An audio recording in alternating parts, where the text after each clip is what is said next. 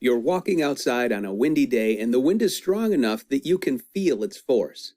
This feeling is caused by the air molecules that are bouncing off of you. We call this collective force of the air molecules per unit area the atmospheric pressure. Often this pressure is measured in pounds per square inch, PSI.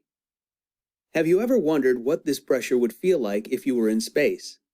That's a trick question because there's no atmosphere in space. There are no air molecules in space, so you wouldn't feel any pressure at all, which is why we call space a vacuum. In other words, there is absolute zero pressure in a vacuum. We have two ways of measuring pressures, depending on what we use as reference. They are absolute pressure, gauge pressure. One way to measure pressure is to use absolute zero pressure, like in space, as the base value against which other pressures are measured. The pressure measured relative to absolute zero pressure in a vacuum is what scientists call absolute pressure. A pressure measurement below atmospheric pressure is called negative pressure, or vacuum pressure. So you might be thinking, how is this possible? On Earth, how do we make measurements based on a vacuum? We use an absolute pressure sensor. Scientists have found a way to create a vacuum behind a diaphragm in the sensor. They do this by removing the air and then sealing the instrument so that it does not have direct contact with the outside. So absolute pressure is also called sealed pressure and is typically given in the unit of PSIA, pounds per square inch absolute. This is really helpful because even if the outside ambient pressure changes, we have an accurate method to measure the pressure. On the other hand, gauge pressure is measured relative to the atmospheric pressure. This means that the measurement values change along with changes in the atmospheric pressure. So gauge pressures changes as the weather changes, and we can get different readings even though the absolute pressure reading would have remained the same.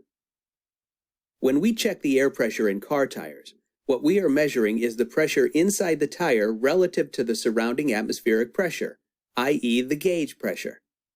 This pressure is also known as vented pressure and is typically given in the unit of PSIG, pounds per square inch gauge. Another instrument that measures gauge pressure is a mercury barometer, used specifically to measure the difference between the vacuum and atmospheric pressures. The tube is filled with mercury and immersed upside down into a container of mercury. A vacuum forms at the closed end of the tube where the pressure is zero. At the open end, the atmospheric pressure presses against the mercury in the container.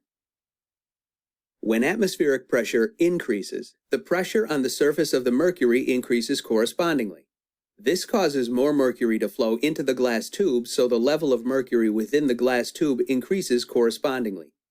Therefore, the column of mercury will be higher and we can read the pressure value marked on the barometer that corresponds with the top of the mercury column. Now, are these two types of measurements related?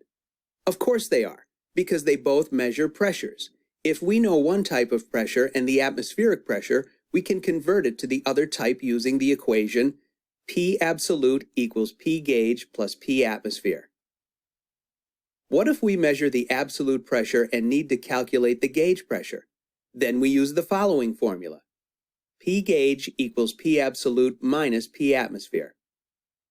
Example calculation 1.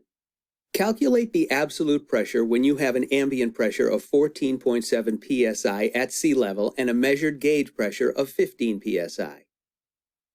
Since we know the values for gauge and atmospheric pressures, we can plug them into the equation that solves for absolute pressure. P absolute equals P gauge plus P atmosphere. P absolute equals 15 psi plus 14.7 psi equals 29.7 psi. Therefore, the absolute pressure is 29.7 psi. Example calculation 2. If we have a measured value of 50 psi for the absolute pressure and the atmospheric pressure is 14.7 psi, what is the estimated gauge pressure? We can calculate the gauge pressure using the equation P gauge equals P absolute minus P atmosphere. P gauge equals 50 psi minus 14.7 psi equals 35.3 psi. So the absolute pressure is 35.3 psi. Compound sensors. A classic example that uses both measurements is the pressure altimeter found in most airplanes. It uses the atmospheric pressure as a guide and shows the airplane's altitude based on a conversion chart. Inside the pressure altimeter, there are small airtight wafers that have almost all the air removed. When the airplane moves upwards and downwards, these wafers contract or expand based on the atmospheric pressure. The needles attached to these instruments rotate accordingly, and the pilot can get an estimated reading of the altitude. Absolute pressure is also very useful to scientists who do deep space calculations and design experiments to conduct during space explorations. We can measure pressure using two different measurements. Absolute pressure is measured relative to the pressure in a vacuum. Gauge pressure is measured relative to the atmospheric pressure. Absolute and gauge pressures are related using the following equation and therefore can be converted from one to the other. P absolute equals P gauge plus P atmosphere. P gauge equals P absolute minus P atmosphere. Both of these types of measurements are used regularly. Common examples of using gauge pressure include checking tire pressure and measuring ambient pressure using a mercury barometer.